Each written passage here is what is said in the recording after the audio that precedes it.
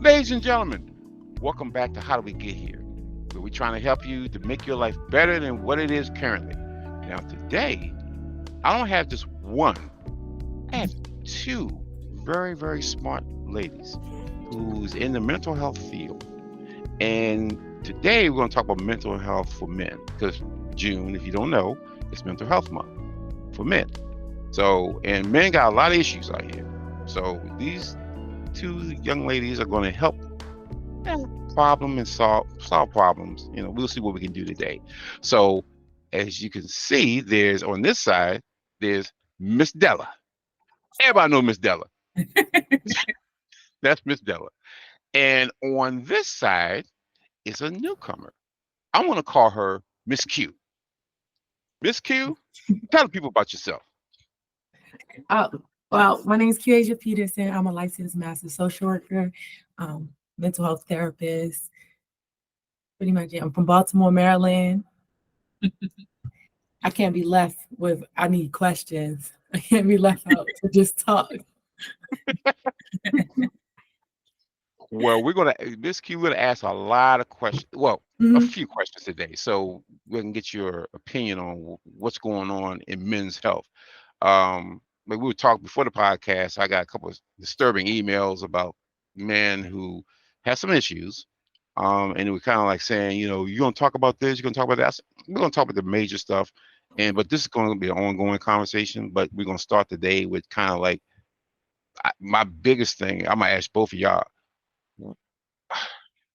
why do you think men are having so many issues mentally and emotionally in today's world? Now, we always know they had it before, but now it's so obvious because we have the internet, we have everything else. It's just guys just seem to be all over the place.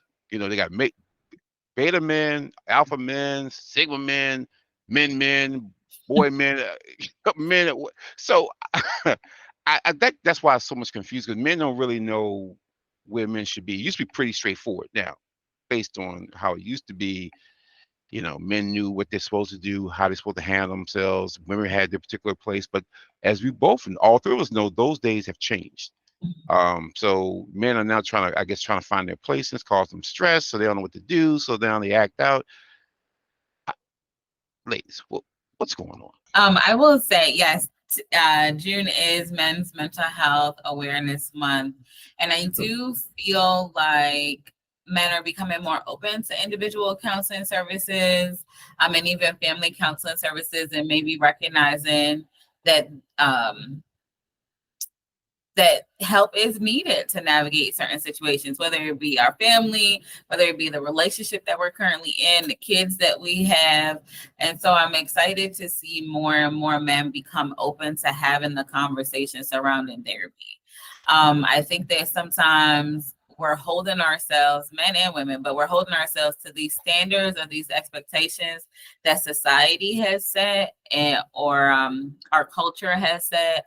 Our religion may have also set as what a man should be or what a woman's place is, and I'm excited that we're beginning to navigate those conversations and help those communities heal, because you are a person first, right? I am Della first. And so I think that we're seeing an increase in the recognition that men need mental health support too. And so I'm excited to continue to have these conversations. I agree. I was thinking that I feel that it seems more prevalent now because they have social media. And so for so long they were taught to kind of like bottle up these emotions, and now it's a little more expressive. They through their podcast, through just the comment section, right? I feel like they have an outlet now to express how they truly been feeling probably the whole time, right? Probably always been feeling neglected or like their needs are put on the back burner. Even when it comes to marriage, it's always like the woman, you put your woman first, you kind of sacrifice everything for your wife and your children. And so I see a lot of young men now saying, oh no, we're not doing that anymore. We're not going to sit here and make sure everybody else is good before we're good. And then, so I guess it's like an uprising in a way. I think that they're more comfortable now expressing themselves. And I agree with you because I know growing up, of course, I'm a little older than you guys are. So I used to see the men who worked their butts off and work hard all the time and come home and they would drink. to them that was their Mhm. relaxation. It's like, and I remember talking to my grandfather many times. He said, "Boy, this what I relax. So I work hard, take care of everybody every day. I need a little relaxation." So he'll have a little beer or a little something. So and you saw older men back then do that. It's like now they never talk about feelings. Let me get that straight. Mhm. I don't care what you're going through. Them men be sitting there, and you can look in their face. You can tell that they wanted to talk about it, but it was such a stigma about talking about your emotions as a man, Mm, especially to other men. Oh no! mm, But they'll sit around and they'll drink a whole fifth, just talking about work and talking about certain things, and Mhm. then as a youth growing up is looking at it, they say, "Oh, I guess that's how you handle your feelings." But that mm, was always not natural. It was like, shouldn't you talk about it? I remember asking, of course, being the young one, oh no, you supposed to suck it up. Men are supposed to suffer. I remember one of my uncles said, men are supposed to suffer. And mm, I said, why? He said, well, that's what you make a mess of man. You ain't supposed to talk about your feelings or how hurt you are. I can't tell you how many times I went to work, sick as a dog and in pain and all this stuff. And I'm like, to me as a youth, that doesn't sound right. If I don't feel well, I need to tell somebody. Oh mm, no, you can't do that. Well, you speed ahead, all those men eventually died, but they died early mm, because of things they never dealt with, they never went to the doctor, they never so they either had cirrhosis of the liver, heart attacks, strokes, those type of things. mm, And they should have lived longer, but because of the way society justified manhood, they had to suck it up. So I said, "Oh no, I can't do that." And again, when you're growing up, you kind of take that on yourself, but then you start realizing the effect it has on your health, and then you're like, "I can't do this anymore. I might have to go somewhere and do something because I don't want to check out early or have any ailments that's going to take me out because I got to keep my feelings within, which is eating me up." And it manifests itself in different ways, which of course I'm going to. I was researching some stuff, and some of the issues that men have today is amazing. The first one is depression. Not surprising. mm, But they were saying like over 6 million men suffer from depression, and I said, yeah, that's understandable because again, if you can't handle your feelings, you get within yourself, you start rattling your own head. What are you gonna do? You're gonna get depressed. So again, that's not surprising. mm, Um, the second thing I saw was anxiety disorders. Not surprising again. Again, if you're stressed about work, you're stressed about taking care of the family, you're stressed about everything else is going on, yeah, your anxiety is gonna go up. It's mm, just that's just the way it is. Of course, the third one, which we kind of talked about earlier, was suicidal tendencies men have, and like I said, a large percentage of men commit suicide. mm, And that to me is an extreme. I mean, if you get to that point where you have to take just unlive yourself to get out of a situation, there's a lot between my problems and unliving myself. So mm, it's like, and men obviously can't handle that because it's over 75% of them do that, and then you have substance abuse, obviously. I just told you, alcohol, drugs, that kind of stuff, and all because they're trying to manage, but they try to manage themselves. It's like, you don't know how to get your own way, but yeah, you trying to manage how to get your own way. mm, So, I'm just like, this is sad. It's pretty sobering mm, things, but not surprising at all. So that's why with you ladies, I'm like, where do we start? And men, I'm trying to help you. So I'm trying to help you because again, you need help. All y'all need help. You can sit there and talk about y'all don't need this. Yes, you do. You need help. You need to talk to these women and get your lives in order and live a happier life because everybody needs to be happy. Everybody, men and women. But in this particular case, we're talking about men. So, mm. ladies. I will say that I think that what we're doing here is normalizing the conversation surrounding mental health and how important that is. Normalizing going to individual counseling services, normalizing marriage counseling, normalizing family therapy for men. It's okay to feel your feelings, but also I think some of our foundation needs to be with identifying what we're even feeling to begin with and putting words to that. So when we talk about anxiety, anxiety looks like and feels like something different for everyone. And so for that person that is anxious, or that man that is anxious, they may not recognize that their anxiety manifests in high blood pressure. And so that racing heart pattern and it being repeated over and over, now you have high blood pressure, you're going to a cardiologist instead of a therapist, or in combination with a therapist, to really, how do we reduce our stress? Because you're thinking, let me work, 12, 15-hour days, put food on the table, not realizing that some of that is causing you to have a decline in your physical well-being, right? Or when we talk about our eating patterns, for some individuals, anxiety shows up as an eating pattern issue where you're feeling anxious. And so now I'm going to eat more sweets. I'm going to look for something because it gives us this dopamine hit in our brain, subconscious always, right? It gives us this hit in our brain. And then we're overeating, and that may manifest in obesity, and that may manifest in high blood pressure, diabetes. And so I say all that, I'm circling back to say all that. Oftentimes, unexpressed emotion manifests in physical health concerns. And because we don't know how to identify our emotions, put a name to our emotions, and then be able to effectively express our emotions, we don't know that we're struggling from anxiety or depression anyway. This is just a normal day to us. We're not monitoring our thoughts because this is just normal. Men are supposed to do this. And so then it brings me to cognitive behavioral therapy and rational emotive behavioral therapy with the shoulda, coulda, wouldas. Men should do this. Men have to do this. Like your uncle kind of planted a seed in you a long time ago that men are supposed to suffer. Well, who said that? Like, why? Where did he learn that lesson? And then kind of how does that manifest throughout the generations within your household, but everyone's household too? These shoulda, coulda, wouldas, and how we're supposed to behave, how we're supposed to respond, how we're supposed to react, really kind of taking that apart and finding healing and joy so that we can see a reduction in physical ailments like cancer, high blood pressure, diabetes, heart attack, stroke. And I think that men, the more we begin to push the conversation and open the conversation, I think that we'll see that the clinician in me, it feels like we will see an improvement in men's physical health as they improve their emotional health. Yes. That's a very true statement, because there's a lot of guys who I know who they can't verbalize what they're going through because they were never taught. Mm-hmm. And this is actually new, to men, because again, as we said before, men aren't used to talking about their feelings. Mm-hmm. You're supposed to accept whatever's happening, move on, adjust to it, whatever. You'll work it out. You'll figure it out.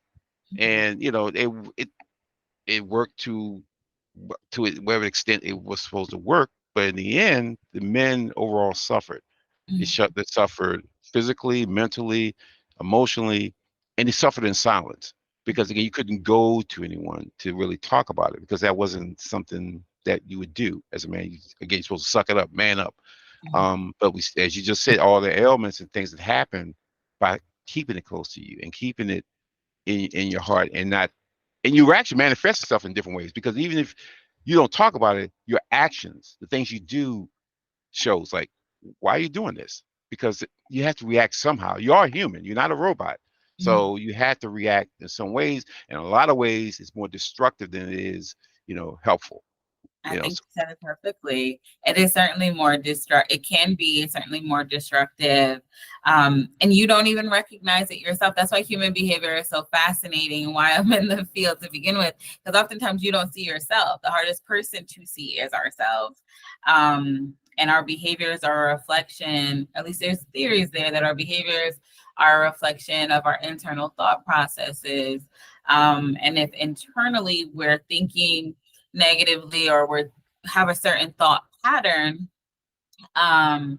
we need to challenge that to help us heal and find the happiness and joy in our lives. And I don't think that men have had enough opportunity to really learn the skills to identify the emotions, develop emotional intelligence, develop effective coping skills, to manage those feelings, these new feelings, these icky feelings. No one likes to feel the feels, but so that we can express them and again help each other heal and create safe places for each other. Create safe places for men, create safe places for women, create safe places for any individual that really is going through a tough time. And that's why I'm excited to continue to again push the conversation to normalize seeking help. And going to therapy and getting the interventions that we need, because we may do things in a really unhealthy way, like you said, substance use is a coping mechanism for a lot of things for individuals, for emotions that have gone unexpressed or experiences that have gone unshared. We don't know what that person's journey in life is because we haven't maybe created the opportunity for them to fully express, share, and then heal as well. And that healing is a journey. I cannot express that enough. Healing is a journey. Just because we talked about it today, all right, I told you what happened to me and I am healed. That's just not the way it works. And so, yeah, that's my comment. So I was thinking about this meme I saw that it said, can we stop raising awareness? I've become too aware, you know? And so when I saw that, it kind of cracked me up because I was just thinking like, yeah, we do have, I think it is this awakening that we have that pain, but at the same time, it's nothing that we're not moving forward with that, right? So it's no action behind it other than, yeah, we're going to make you aware of mental health, but how are we following through with that? Like how are we kind of, I guess not advertising, but how are we getting men to buy into therapy and participate? We don't have really many male providers. It's always a lot of the businesses that I've been worked for are dominated by females. I'm thinking even about the podcast. I think that they're kind of could be support groups in a way, right? These men, they sit around these round tables, they talk about how they feel about all these different topics, and they're using those spaces kind of to be able to relate to each other, to say, oh, you feel that way, I feel that way too, I can relate in a way. And so it just takes me back to that, because even in those moments where they're kind of sharing how they deeply feel about whatever, the world is kind of looking at them like these people are crazy, like, you know, they done lost their minds. But I feel like it's like a podcast epidemic because they're actually using them as a way of support and being able to express themselves and, you know, being able to find other males who relate to them in that way. So I think that should be a little more, I think it's a negative stigma on that right now, those podcasts, right? Everybody hates the podcast guys, but they are literally just expressing themselves, right? It can be a lot for me, especially as a Black woman, right? Like seeing them and then, you know, hearing some of the things that they think about us. But that's how they feel. That's their feelings and it's valid. But then they have the whole world telling them that their feelings don't make any sense, that they sound stupid, you know, especially Black women on there. You know, these are people that they are seeking approval from that are coming on there basically telling them that y'all are dumb, you know? And so that's going to make it so they're going to be less likely to want to express themselves, right? Or to even open up because they feel like, dang, there's something wrong with how I really feel. And they don't really get a chance to even work through those feelings, right? Or understand what's wrong with what they're saying because they go straight into like a defense on how they feel, right? So now I got to defend my feelings and everything, you know, just because you're calling me dumb. I got to show you I'm not dumb now, you know, or whatever. So I think safe spaces for men to be able to share how they feel without other people being offended. When Black men kind of express why they kind of gravitate towards white women versus dating Black women, right? And we see that as, you know, if you don't want us, just you don't want us, goodbye, all this, you know, but instead of really listening to what are they saying, right? Are they saying that every time I try to talk to you, you're not listening, you shut me down, you only look at me like, oh, how can I provide for you? So some of the things that they're saying is valid, but it gets kind of like dismissed. So I think, you know, being a little more open to the men and letting them express themselves, even if we feel like it doesn't make any sense at that time, but letting them be able to get it out and teaching them in a better way. Not a better way, but teaching them better a little bit and being a little more graceful when it comes to them. I think that's important. But also bringing them to therapy, making it a safe space, making it more familiar, right? Like I want to see males. I want to, talk to a man. I want even me when I did therapy, I felt like when I did have males, because I worked in a substance abuse facility, which is predominantly males. Um, so I did therapy with a lot of males, but I feel like when they come in and they see a woman, they kind of gotta put on a facade now. Like, like, oh, I'm not really that bothered. I'm not really that stressed. And, they kind of are not as open or expressive because it can be intimidating. I feel like I'm being judged. I might, look at her a certain way or whatever. But, so the males kind of, some of them would just shut down. They're not going to be sharing. They're going to, they act like everything good. I'm fine. They're going to try to play cool because it's a woman. But maybe if there's a male there, kind of like, validating their feelings, let them know, it's okay to open up, it's okay to express yourself. And it's another man that looks like me there, then I might be a little more willing to say, you know what, if he's saying it's okay, then it's okay. Let me open. And Miss Key, you're absolutely right. And I always tell guys this fact. When you go to a doctor, do you ask, is it a male or female? No, it's a doctor. Because I'm not gonna say, well, he would know more than she would. No, they both went to medical training. They both went and did everything they had to do to become a doctor. So they're a professional. You're not trying to date her. You're not trying to holler at her. You came there to solve a problem.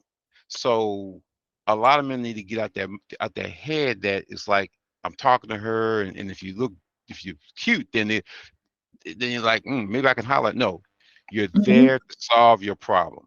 You're not there to pick up a date, not there to holler at her, take her to lunch after that. No, she is your doctor. She is there to solve your problem. And if you can't figure out that she's there to do that, then you probably need to sit back and say, okay, what are my reasons for doing here? You're not at that point yet. To me, it's almost like you haven't hit rock bottom yet because you still looking at her and scared to tell her anything. What are you doing? You're not trying to get better. Mhm. Here's where you lay it out. You don't go to your doctor and say, you know what, I do have this pain here, but I'm not gonna mention it to him. I'm gonna tell him I have a little pain here. Well, if you tell the doctor that, what they're gonna do, they're gonna give you information that's gonna affect this pain that you gave them, which is really not a pain. But this pain doesn't get noticed, and this pain is the one's gonna kill you because you didn't want to tell them what was really going on. So, men, please, when you go to the professional, first of all, they're not trying to date you. Don't look at them as you're trying to holler at them. You're trying to go somewhere with them. No, they're there to help you get better. They are the doctors. They're therapists, they're doctors. They're trying to help you. So get that mindset, get out that mindset. You're there to get help and get help, there to get healthy. So that's what they're there for. So and like you said, the other thing a lot of guys don't understand is this issue that we have with women, and they don't understand my feelings and all this. This is a new thing because back in the day, if you think about it, even with your grandmamas and mothers, they really never expressed their feelings per se. They pretty much kind of went through what they had to do to take care of the family. The men worked, the women. So there's really no really I want to say communication, but no real angst because they're working as a team, as you said, Miss Della, to take care of the family. Along the way, that got distorted with the man making a lot of money and the women don't want to, women shouldn't say anything, which was never the case. So I've seen that huge divide happen where I never heard black men and black women arguing about, I don't trust her, I don't trust him, she got to do this, he got to bring this to the table. I never heard it until recently. Now money comes in, and now, I got to pick this type of woman, or she can't do this. First of all, you're supposed to be building a team. It's not competition. Mhm. If it's a competition, I understand that. If you're in your house and you're battling for the house, understand that. But if you're in the same house, you're trying to build that house, you're trying to build your empire, you have to work as a team. And I see all these podcasts talking about, the top high value man and the woman who make too much and she trying to boss me up and she trying to wear the pants and all that. You got it all wrong. You gotta sit back and understand, where are you? Where are you at? Truly, where you at? And it's okay. Here's where I'm at, and I need to find a woman who could be my yin to my yang. Everybody wants to be everything. And then we know in this today's world, you can be the man, make a lot of money, but just like that, your money gone. So does that mean you're nothing now since you have no money? And now she's making the money. Now she's the boss.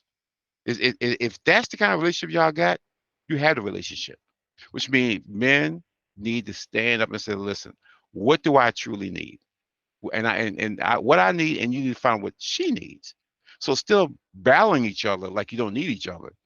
We do need each other, but we have to need each other in a healthy space, not in this unhealthy, this power dynamic, power and control. It's none of that. If you're trying to marry someone or date someone, you should both want to be 100% both. Like I said, that 50-50 doesn't work. It's 100. She may have 22%. I have 98%.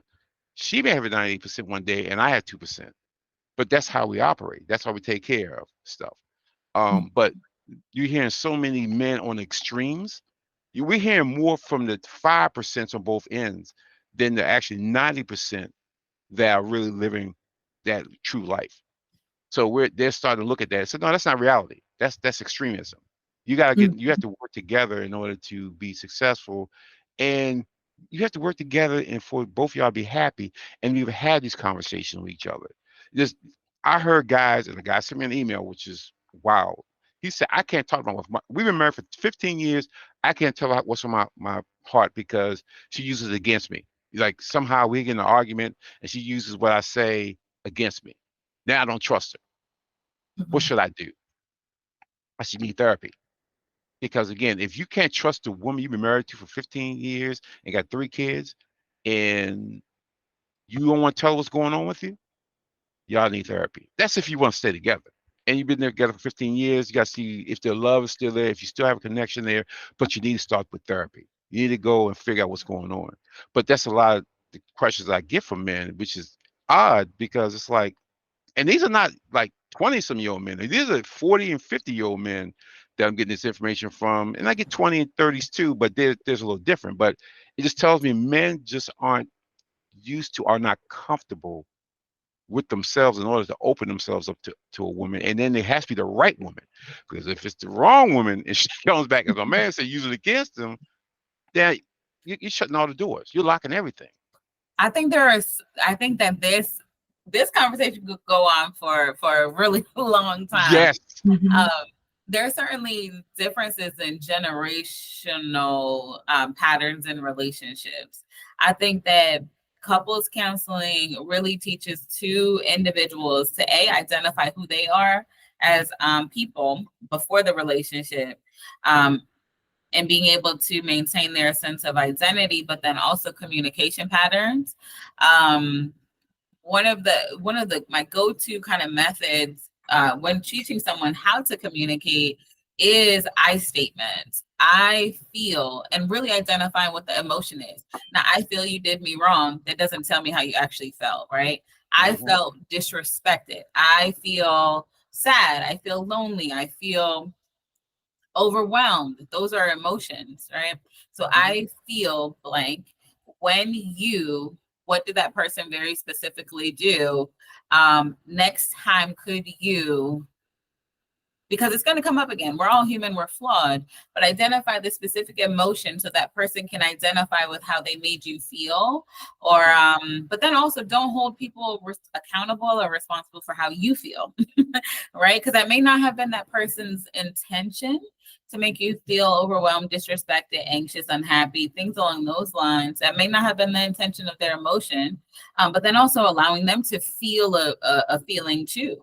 Just because you express your feeling doesn't mean I don't then have a feeling too. And if we're working together as a unit, we're both honoring our feelings and what came up, and then honoring what we can do differently to compromise and work together for the betterment of that relationship. Oftentimes we hold people accountable for making us feel a particular way. You triggered me. You did this to me. You.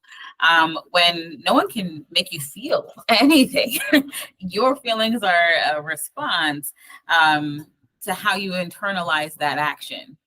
Hmm. And same way, think that, dark humor, something could make me laugh hysterically, where it could trigger a grief in someone else. And so understanding that we're individuals and how we interpret the world, but certainly also to the original method to begin having those conversations is, I feel, identifying your emotion, identifying your response, and then communicating that to that person, with boundaries. Hey, I felt upset when you didn't come home on time. Next time, can you send me a text message so I won't be as worried and stay up all night, right? And this is a really simple way, just walking through the statement, and then that person can say, hey, I felt I was really focused at work, because I'm overwhelmed at work. I have these deadlines and these projects. So next time I'll try to let you know if I'm going to be running late. And so let's compromise. And then that person can begin to have their side of the conversation. Oh, I didn't realize you were overwhelmed at work. Tell me a little bit more about what's going on. How can I support you at home a little bit better? Or how can I have more realistic expectations, more realistic boundaries? Now, however, that could just go all far left, and we don't want to encourage manipulation, but I do want to encourage dialogue. How can we begin to have those I feel and identify our emotions, and so that that person can understand the impact that they're having on the relationship? Sorry, just say that. Oh, no problem. Like I said, we're just trying to keep it real. We're just trying to deal with real situations and not candy coated. Mhm, People do going through this every day, and they just don't know what to do to get out of this rut. mhm, So again, it's so much stuff out there, and I'm not gonna say garbage, just stuff that you're like, is any of this work? Is this worth looking at? Is it not worth looking at? Worth talking about or doing? But again, there's people that just talking, and then there's again you guys. You guys see this. You see it every day. You deal with people every day that have issues, and we all got issues. But mhm. at least they'll they're coming to you to say, hey, I got issues. Help me. And so so what do you think, Miss Q? Um, I think it's important to have someone that you trust, that you can confide in. Um, I guess if they feel like they don't have anyone that they can trust, maybe reaching out to a provider therapy and starting that way. Um, because that's the best thing you could do. The most non-biased person you could talk to would be a therapist or a professional, because they're not judging you of your past or anything like that, with like maybe a family member or someone would do. That would be about it as far as like where to start. Um, Definitely not on social media. I don't think that's a good place, because, like you said, it's only representing a small percentage of people and their ideas. And so you start to believe that that's the whole world and how everybody thinks, especially even when you think about expressing yourself to women. It's like, I assume that all women think like most of these thousands of women in the comments. So I'm kind of going to be a little bit closed off. So I think that's another good place to start, is being able to take some breaks from that and recognizing what's real and what's not. Um, because I don't think it's as much as a divide as they make it seem sometimes. We'll get into Exactly. That is a very true statement, because again, the divide is just causing more heartache and pain than anything. It's one thing, you just have a wild discussion, but when these wild discussions are influencing everyday people's lives and decisions, Mhm. then that's when you say enough with the ignorance, and let's go ahead and put some real data out here, and talk to some real professionals. So before I wrap this up, ladies, I'm going to ask a question which is also related to this Men's the Health Month. What are you guys personally, outside of being a therapist, as women? What are the issues that you're seeing with men that you think that men should know in order to make themselves better and to make sure that they are approaching women in, I won't say the correct way, but they're not approaching you crazy. I I can't put it to words, but because they're looking at all the crazies and they're thinking, well, I don't want to do this for women. I don't want to do that for women.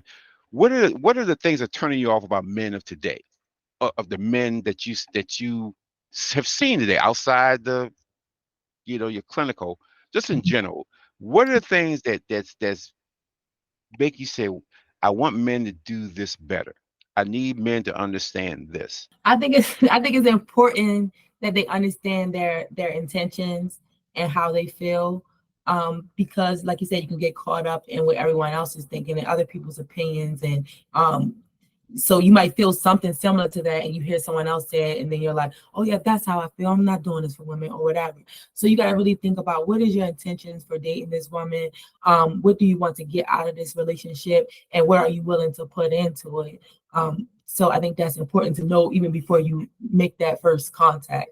Um, not not going into it in a defense, like all women are here to use you, all women are here to do this. If you really feel that way inside, then why are you reaching out to women? Why are you trying to contact? So if you really feel this kind of negative way about women, maybe taking some time to work through those feelings and really understand your own emotions, and then going out to date.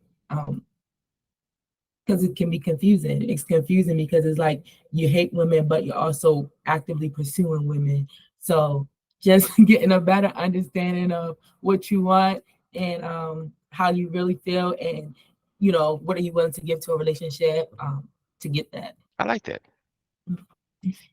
Miss Della, what about you? Oh, I see that look on your face like, I got a couple things.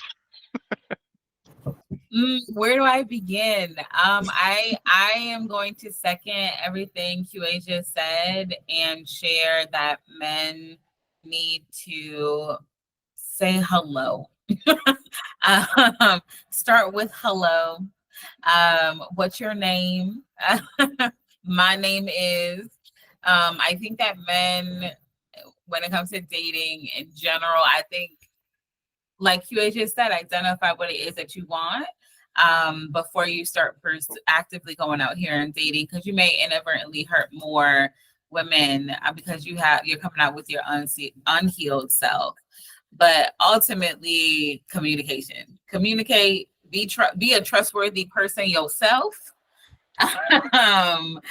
Be an honest person yourself. Don't expect more from other people than you expect for yourself. So yeah, I think saying hello and then make sure that you are who you expect from others. Oh, and then also handle. See, I told you I had a list. Also, um, find a healthy way to handle rejection. If you come up to me, say hello, and I say, "Hey, my name is Della. I have a man." Don't come off aggressive because I'm letting you know my boundary, right? Or my relationship status, or hey, no, you know what, this is not working out. I don't want to talk anymore. I don't want to be, in this situationship anymore. Things like that. Find a healthier way to handle when we set our boundaries. And so, yeah. I love that. I love that because it's real. This is what's really going, gentlemen, men and gentlemen, ladies and men. This was going on in the world today. So the two crazy extremes, the 5% on the other side, don't listen to them. Listen to the 90% that are going, they're trying to find happiness, true happiness within themselves and with someone else, and these two ladies here, by the way, I have to say this, ladies, how do the people get in touch with you? Mhm. They need your assistance because they need it. Trust me, they need it. So we are both at August Rose Health Center in Glen Burnie, Maryland. So you can find us on www.augustrosehealthcenter.com or on Instagram at the same handle. Cool. And guys, ladies, I'm gonna have all this information anyway. You're going to have to get in touch with these ladies. These ladies know, and you need help. So we're here to help you, men. This is just a initial discussion of a larger discussion, but please go and seek help. Don't sit back and suffer in silence. Don't drink yourself to oblivion. Don't take yourself out. Find the assistance. In fact, if you're in Maryland, you can find these two ladies. They'll help you tremendously. You can talk to them about the insurance and all that stuff, but man, get the help. Please get the help because again, if you're not here, then where are these poor women gonna go? Who are they gonna date? If all the men all of a sudden are gone and took themselves out, what they gonna date? They can't date themselves. So please, men, do better. This is I implore you to please take care of yourselves, because it does get better. Because I heard a lot of people, oh, it'll work itself out. No, it won't. It won't work itself out. And in the end, you won't be here to even see what's going on in a life that you could have. It could be a beautiful life. All you have to do is get the help. And with that, we're going to end this episode of How Did We Get Here? And ladies, Miss Della, always a pleasure. Miss Q, gotta have you back, girl. Gotta have you back. Because Thanks for again, having I got no problem. And like I said, peoples, you know what to do. Hit the like button, subscribe to the channel, and hit the little bell so you get the latest podcast. Until then, peace and blessings, and take care of yourself. Men, handle your business. Get healthy.